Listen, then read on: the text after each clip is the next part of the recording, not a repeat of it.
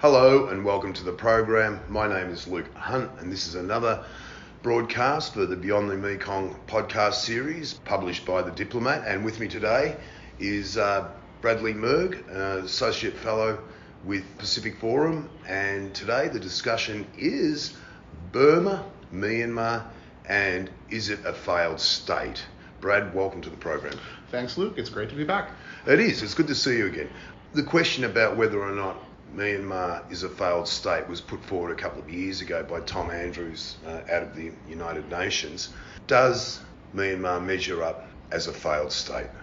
So the first thing we have to do is, we can look at the metrics, but the first thing we have to do is define what a failed state is. Yep. And a failed state in political science comes out of the work of Max Weber. Max Weber, the famous sociologist and the father really of modern state theory, and who basically said that, it's fundamentally based upon legitimacy but overwhelmingly the question of monopoly of violence.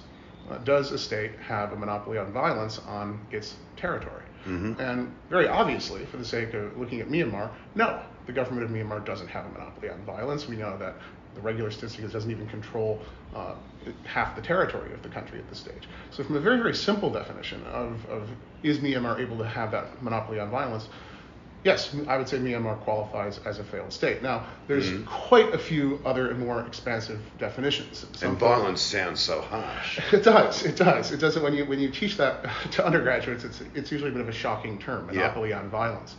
But with the case of Myanmar, it's also ranked. We have other metrics as well. So some folks don't like the term failed state. Some have critiqued it for various and sundry reasons. But other folks use what's called the Fragile States Index, with Somalia traditionally being on the top. Somalia is actually where we came up with the term failed state back in the 90s. And Myanmar ranks 11th there, significantly higher than anyone remotely within ASEAN, obviously. So some folks think, okay, well, we view it as a very, very fragile state, not failed, but it has a high probability of failure.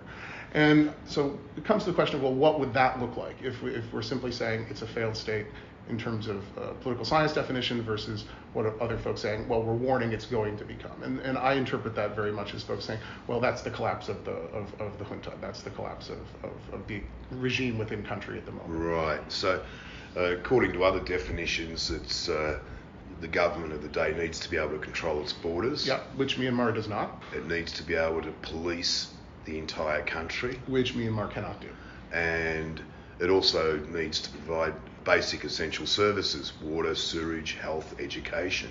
Which, nope, not there either. So by any measurement, really, Myanmar is a failed state, but ultimately, I think you're saying it can't be called a failed state unless the junta collapses. In practice, that's what folks are thinking of it as, is okay, if the junta's there, well, it's still there. But by most definitions, it really qualifies at this stage as a failed state. Okay, so where does that leave the rest of the world, given that the junta is promising to hold elections by January, and everything we've seen is that at best it might be able to hold a vote for about half the population? If that. And that's in the cities. In preparation for the elections, the government attempted to conduct a national census in order to develop the voter rolls and so on and so forth. We saw that, no, they were unable to do so. They were only able to do so in about 50% of the country's townships. So you're going to have incomplete voter rolls. No one thinks this is going to be a free and fair election based on the usual determinants. You don't have a free media. You have thousands and thousands of opposition figures sitting in jail. So in terms of the practicalities here, it's going to it will probably take place, but it's very much supported by China and quite a few other states. But it's not going to be legitimate in any sense of the word. I mean, there is a term, horseshoe politics. There's different ways of trying to grapple with global politics at the moment. But in terms of staging this election, it's a little bit like, what's the point? I mean, China is not a democracy. The countries that have backed Myanmar aren't exactly glowing representatives of a democratic society. So why are they doing this? Well, for some folks have looked at China's relationship with Min Aung Hlaing and have said, well, they don't like the guy. They don't think he's competent, and they don't see him as the ideal partner in any way whatsoever. So this is something that could possibly bring new people to the fore and just present new options Right. China, which sees the current status quo as basically not good, Yep. to put it mildly, and see things move ahead. For ASEAN states, who have had significant discussions about this since foreign ministers' meetings in December of last year, as well as in January of this year, where we saw significant division in ASEAN as to how to move ahead, not necessarily just on elections, but on the Myanmar crisis as a whole. So where we have differing positions stated in December on the 5-point consensus on whether it's actually workable or whether a new tack should be taken. The Philippines very much made that argument that something else should be done. And we still see with the elections coming, yes, there is support for many ASEAN members saying, well, we have to support this to ensure that there is legitimacy for this, and this will move ahead. This also then moves into folks now talking about sending election observers. Cambodia has offered to send election observers. The Philippines, I'm told, has offered to send election observers. But remember, ASEAN doesn't send election observers. Right. ASEAN hasn't done that since here in Cambodia back in the 1990s. So this is also a big shift for ASEAN if it's going to be active in this electoral process. So that'll give them, I guess, some form of legitimacy, and the rest of the world, countries from Australia to Canada to the United States, Europe, will not recognize. I can't see any situation with it. But it also, though, for ASEAN, risks an enormous backlash among the population of Myanmar that is opposed to the junta. Indeed. And doesn't want to see a whitewashed election with support of the other ASEAN states. Right. That's what brings me back to that original point. And of course, China has got its oil and gas assets, the 770-kilometre pipeline across Rakhine State. Rakhine is rapidly falling to the Arakan Army, which is also closing in on Sitwe. And then there's the speculation about the joint security company between the military and China, which would require Beijing to put boots on ground. We don't have it confirmed, but my understanding is 50 troops have arrived in 2 batches of 25 and are now settling in along the oil and gas pipeline right across the country. I mean, this is seriously changing dynamics. This is really big, and I'm surprised it hasn't gotten more attention. Last year we saw the joint agreement between China and Myanmar to form essentially a private security company that would be able to operate within the borders of Myanmar. The goal for China, of course, is to protect its Belt and Road investments as well as all of its economic interests. Sure. Because fundamentally we know that the China-Myanmar Economic Corridor, CMEC, is designed to diminish China's vulnerability due to its overwhelming dependence on the Straits of Malacca. The concern, of course, being if there is China-Taiwan, China-US conflict, Straits of Malacca get closed off, China has huge problems. And China wants to guarantee its fuel supplies to its southern provinces and so on and so forth. So this is what we have now, is China basically moving ahead with private security contractors. First thing to, I think, note here is this is not the Wagner Group. I mean, this isn't Russia. Right. China does not these are not strategically offensive. These are defensive in position, so they're not being utilized the way Russia has it. Also, quite a few people are of the view that China's taken a dim view of how things progressed with the Wagner Group in Russia. I mean, ultimately we saw Prigozhin and the attempted coup against Putin a while back. So China's not really a big fan of giving up its monopoly on violence through its own military by establishing state-supported, state-controlled private firms and limiting that in any way. But here we are, and Myanmar basically is going to allow this because this is not foreign soldiers, which would be in violation of the Myanmar Constitution, although the government isn't exactly a big fan of the Myanmar Constitution. But this is what's necessary in order to make that occur. Now, the big problem for everyone else is China has 2 main economic corridors. The China-Myanmar and China-Pakistan. China's seen the same problem in Pakistan. China's had huge security threats in Balochistan and Gwardar, et cetera, to its projects. And the idea of we're never going to militarize this seems to be moving out of date, or at least it's going to raise concerns, because if you place essentially Chinese private military along an entire economic corridor, the perception is you're militarizing that corridor. And this is something that China's always said, no, we're not doing this. This is simply for economic integration and for trade. So neighbors are going to be concerned. This is definitely going to ramp up questions of where Myanmar's going. It's also what China wanted. If we go back to before COVID, China was hoping to put its security forces into Cambodia. There's wild speculation of its own security forces running rampant in Western countries, the Confucius Institutes, but they wanted to put their boots on ground, their security forces in these Southeast Asian countries, and they said no. Yeah, I think it's similar, but I think there's some qualitative differences. Sure. Because so we see here in Cambodia and other places, it's policing. It's Chinese police, and through formal agreements, cooperation, and so on and so forth. And there's enormous objections to Chinese policing abroad, particularly its impacts on dissidents and others that China does not particularly care for. But this is a step above, because this is security. Policing is different from security, as we all know. So this is going to raise some eyebrows. And that's happening at the same time as China is backing the Thai crackdown on human traffickers and the scam compounds along its border. And our understanding is now that they have established a security unit in Mae Sot on the border, which is what they've wanted in Thailand or around the Myanmar border for quite some time, and now they have it. China's obviously fed up with the scam compound issue, and it's a full court press in the region to end it. And Thailand finally acquiesced, essentially, to putting the pressure on Myanmar that it had to do for this nightmarish problem to be resolved. And Thailand also returned the 40 plus Uyghurs, which really shocked a lot of people. Shocked a lot of people. It was not an ideal... including Mario Rubio. Quite a bit. Rubio was obviously, China's a treaty ally. Thailand is a treaty ally of the United States, so they do expect a little bit more in this area. But this is a good time to pivot to what are the Americans going to do? And I mean, at this point in time, obviously, everyone has that same question about nearly everything: is what is Washington going to do, and how is it going to move ahead on the question? And so we have to take a look back at Biden and the Biden administration, and I think we can all be fairly certain that the sanctions that were put on Myanmar haven't succeeded.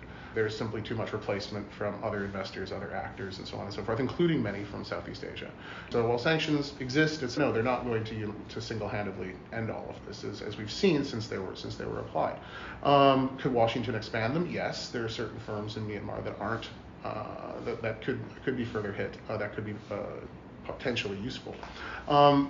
U.S. passed the Burma Act in 2023, and this all goes to I think the general thrust of U.S. policy during the Biden administration was we care.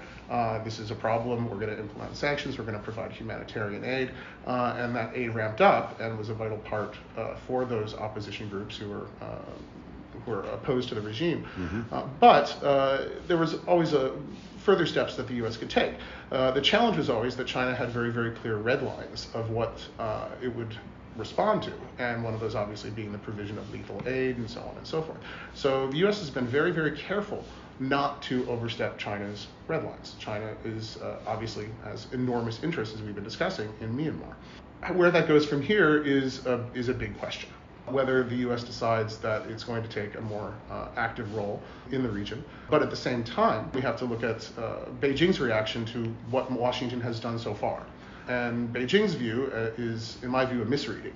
It fundamentally sees everything the U.S. does, supporting opposition and opposition groups in Myanmar, to be the U.S. opposing China's interests. That the U.S. is doing this explicitly based on opposing China's position and making sure that China loses its hegemony in Myanmar.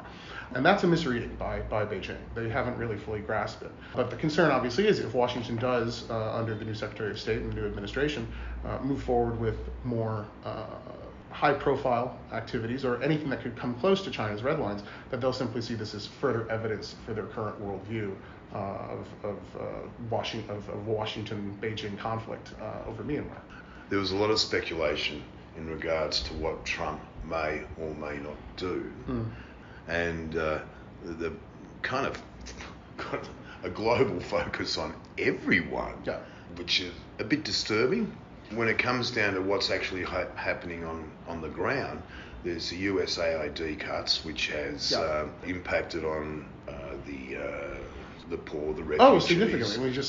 We saw the statement from the UN Special Rapporteur on Myanmar already saying what a humanitarian disaster that these have facilitated in the country. Whether or not that aid is going to be brought back under a different guise. Just earlier today here in Asia, we had the news drop of the Trump administration's new document that essentially is how they're going to move forward with aid policy.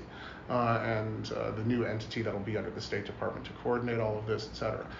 So with that, there's actually, I think, something of a positive sign that Washington isn't getting rid of everything, and that they didn't cut all humanitarian aid programs, but that there's a possibility that Washington will come back onto the plane. Well, one would hope so. I mean, it was before Christmas, before Trump had taken over as President of the United States, that there were many NGOs and the United Nations who have been forecasting a massive famine that could affect, the numbers touted were like 2.5 million people in the central states around Rakhine, over towards Mandalay, these areas, by around May or June. And now on top of that, you've had the USAID cuts, and the World Food Programme is saying 1 million people right now are facing what they call life-saving food shortages.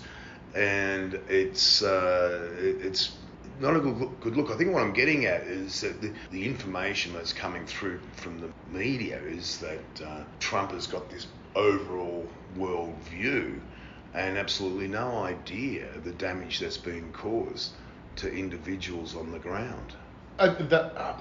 It's difficult to evaluate what's in Donald Trump's head and how he's perceiving things, and particularly because the administration's focus so far has been overwhelmingly on the two high-profile conflicts, and Ukraine and the Israel-Palestinian issues. And Myanmar is the third most deadly conflict currently existing on the planet, and of course has received minimal attention in light of what's going on in the rest of the world, and minimal attention by the Trump administration. But how that conflict also plays out, how Ukraine in particular plays out, is quite salient here. Because if we look at Donald Trump making, or if he is able to make a somewhat quick deal with Russia, whether that's positive or negative for Ukraine, most likely I would say it would be negative if we see that sort of outcome. But the big thing is, what does it do for Russia? It frees up enormous amounts of weapons and military supplies that can be provided to Myanmar. We saw with the visit to Moscow, and I think that's really quite important to note is the progress that Min Aung Hlaing has actually made in terms of recognition by China and by Russia. So last year we saw that he went to Kunming for the annual conference for the Greater Mekong Subregion, and this was really a precursor to the Russia visit. And this is his fourth visit to Russia, but this is the first time he's ever been formally invited by Putin. And it really was interesting when he was there a couple of weeks ago to look at the just bizarre discussion and dialogue of just intense gratitude. You could see that he was on the ropes, and Russia threw yet another lifeline. Including a nuclear reactor, and a very small one, but and of course continuing to support the Myanmar Air Force, which plays such a decisive role in keeping the regime going, keeping the regime up. But very much the initial visit to China, stepping stones to a full visit to Russia, and that relationship, the Russia relationship, is consolidating very, very strongly as Russia seeks more influence in the region. Russia also likes to be able to project power in the Indian Ocean.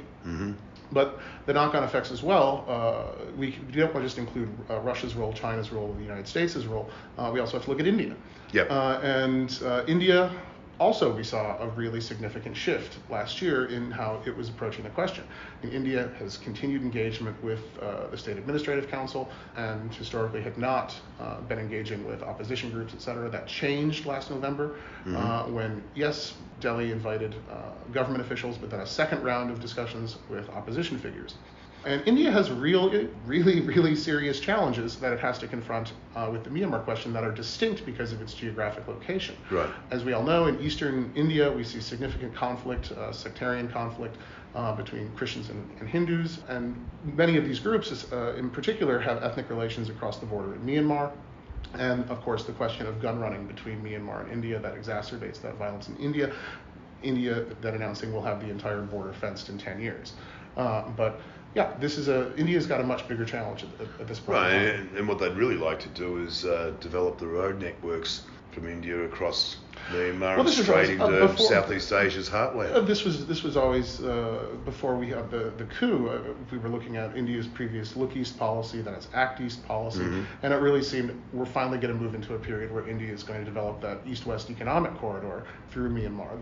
That's vital if it's going to more deeply engage with Southeast Asia, but also for India, its own security. So some folks have also mooted the idea that India's change in shift in position could be quite helpful, and that Modi's relationship with Trump historically has actually been quite good, and that this is an area where U.S.-India cooperation actually could be quite positive. So it's a big shift, and I think that's how I really see the Myanmar story right now. We've had a lot of different changes, some relatively small, across the interests of a lot of actors, and it all seems to be coming to a head now, as particularly as the regime is losing or is not doing well on the battlefield. Well, I mean, it's got. I think it depends on who you speak to, but in terms of absolute control, 15%.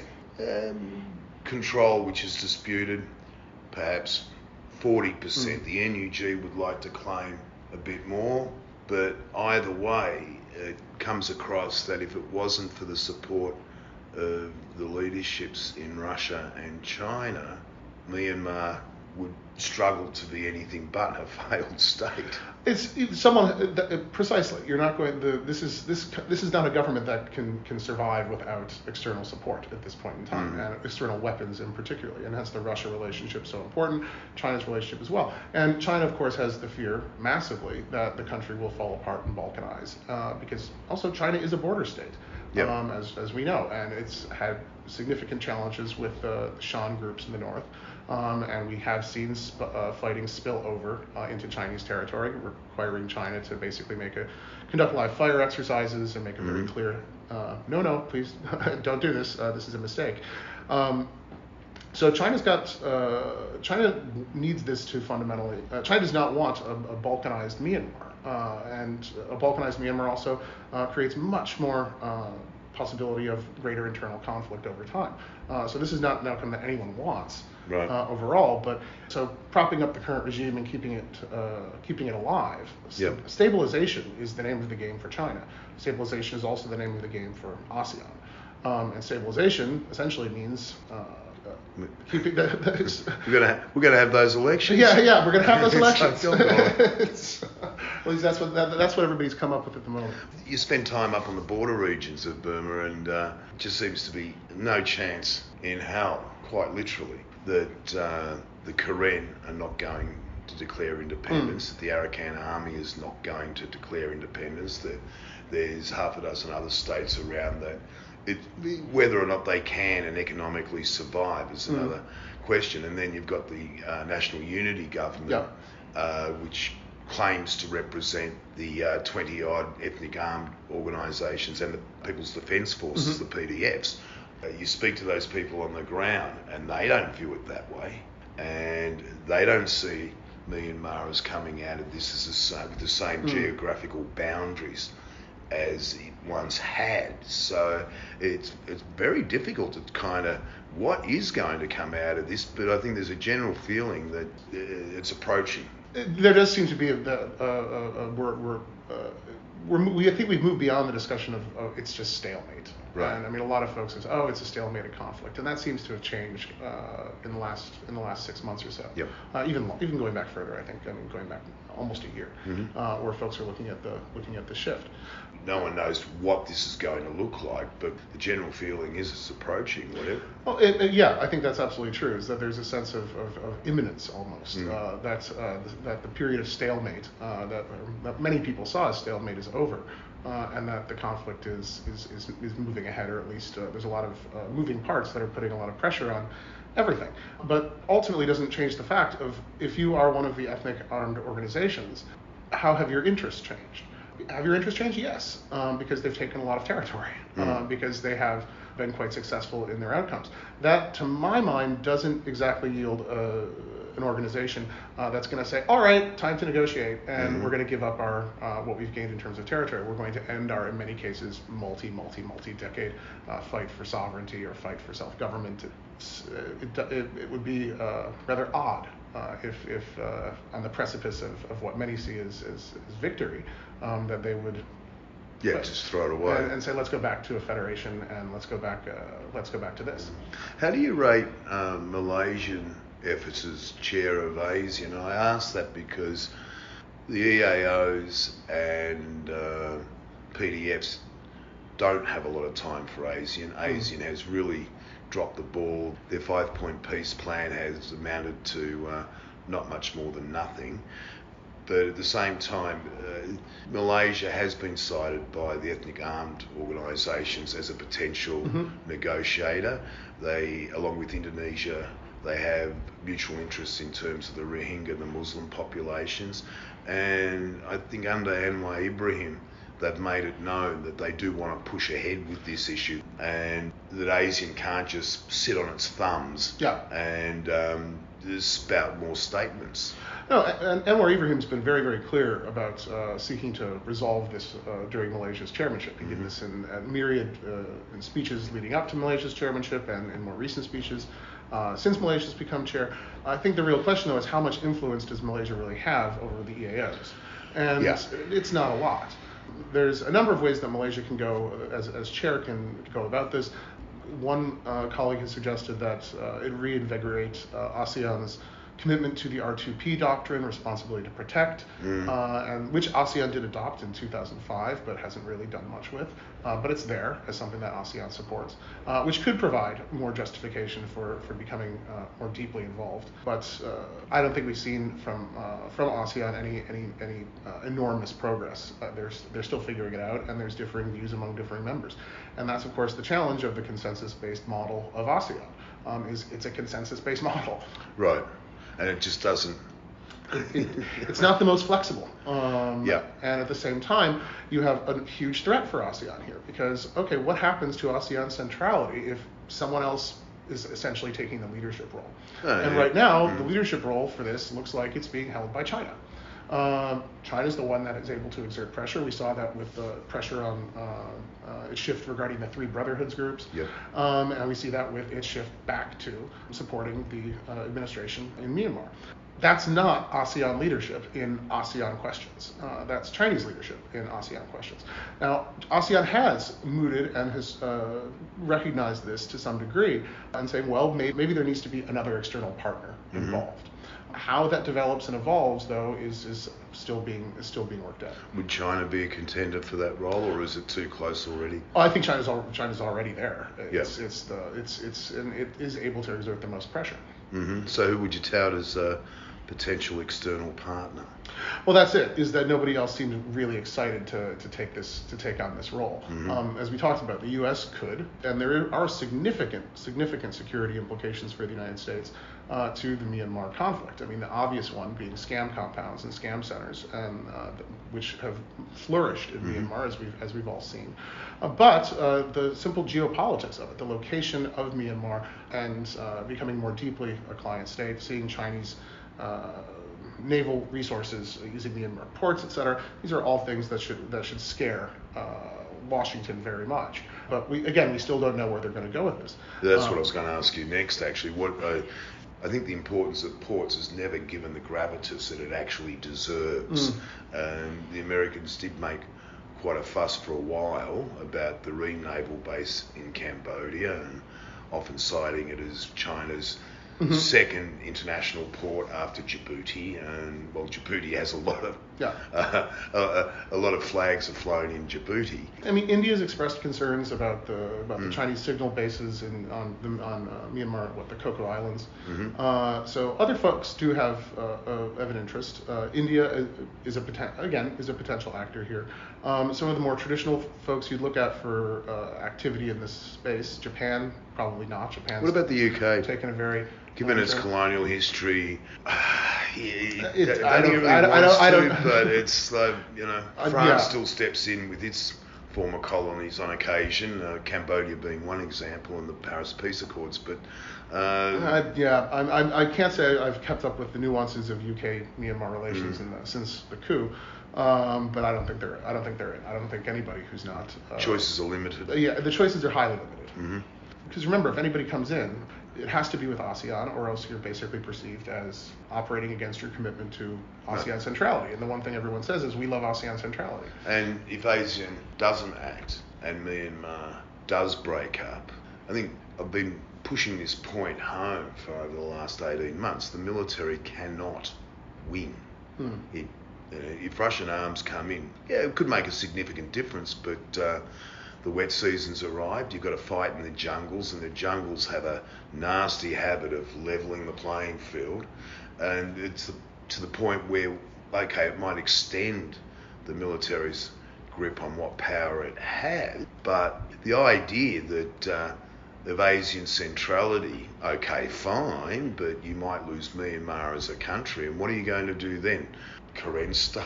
ASEAN states have been very clear that Myanmar is a member of ASEAN. It's going to stay a member of ASEAN. And will always be part of ASEAN. Everyone's been very, very clear about that. Yep. In terms of the military question, I still think that it's not a done deal by any means, especially with the new assistance from Russia.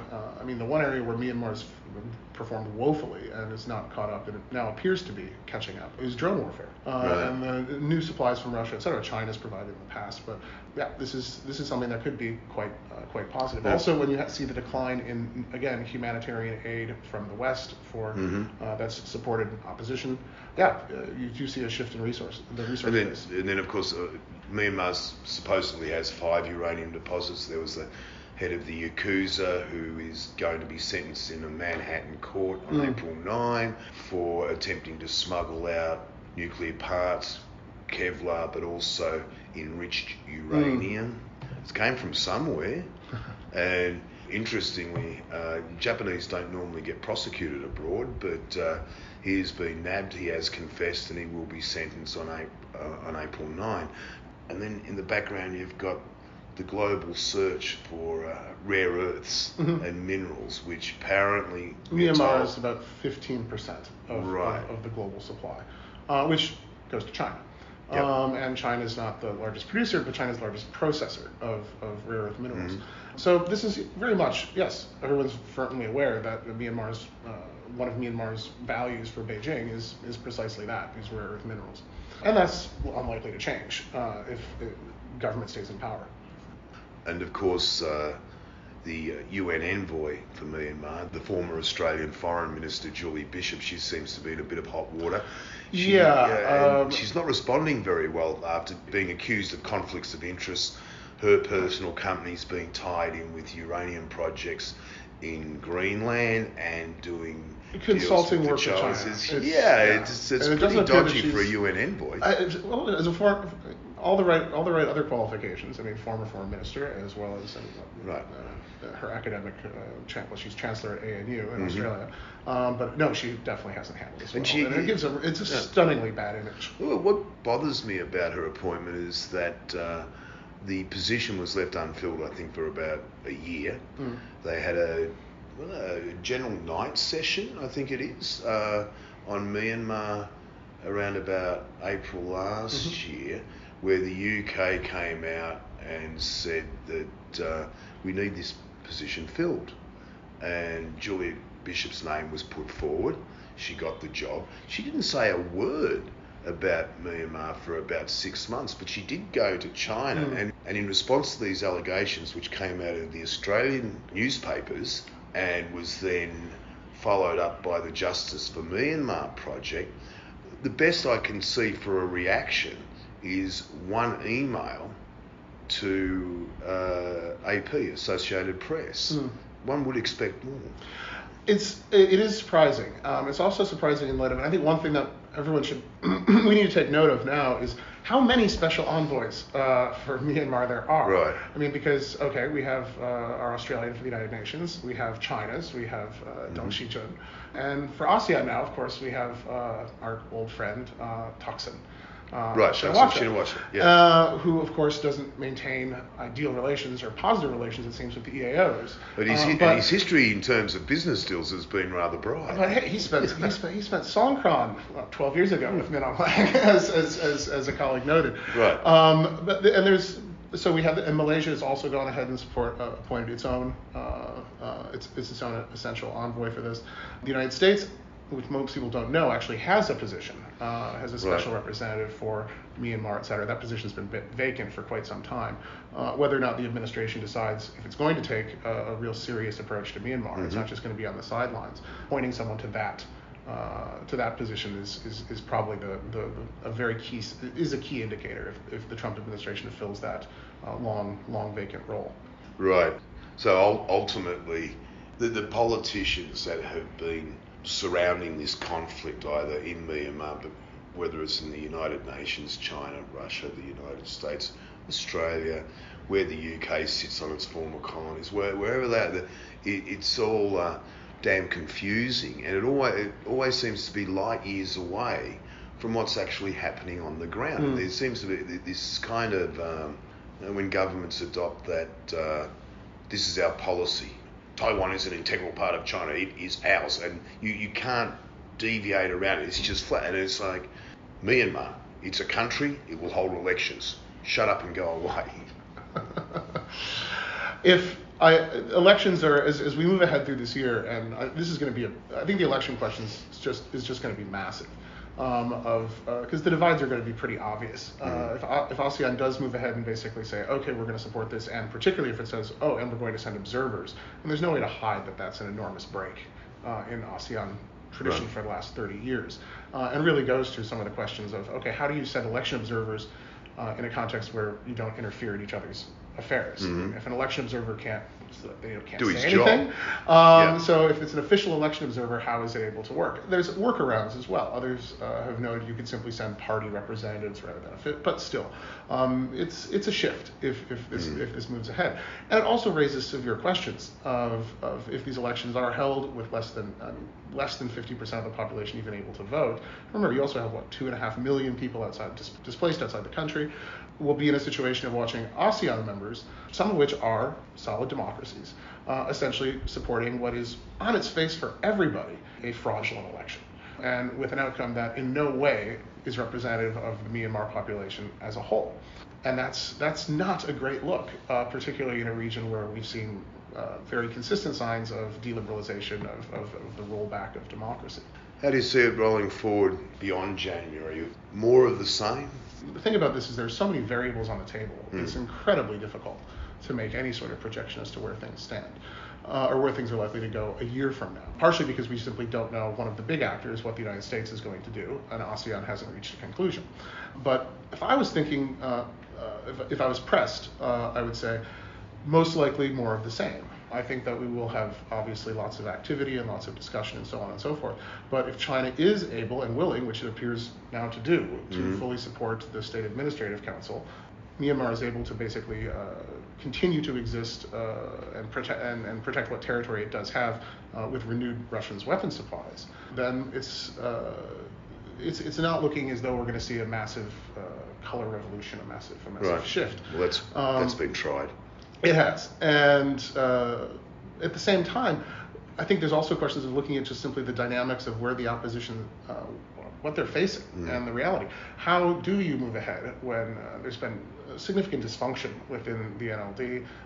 Folks who are running this are often known as being really from a different era of leadership. And there is that schism in the opposition ranks where the division between the young fighters and they want outright victory. They don't want the military to have a special part, quote unquote, in Myanmar society, nor do they think the Burmese, I guess, are entitled to any privileges either. And it's a propped up failed state. A propped up failed state. Going back to the beginning, I think we can. I happily categorize, not happily, depressingly categorize it that. But as a social scientist, it fits the box. It fits very well with a very strict interpretation of Weber's definition. I mean, how could it not? If you don't control half your territory, how do you maintain a monopoly on violence? You don't. On that note, Bradley Merg, political scientist, academic, associate fellow with Pacific Forum, thank you very much. Thank you very much, Luke.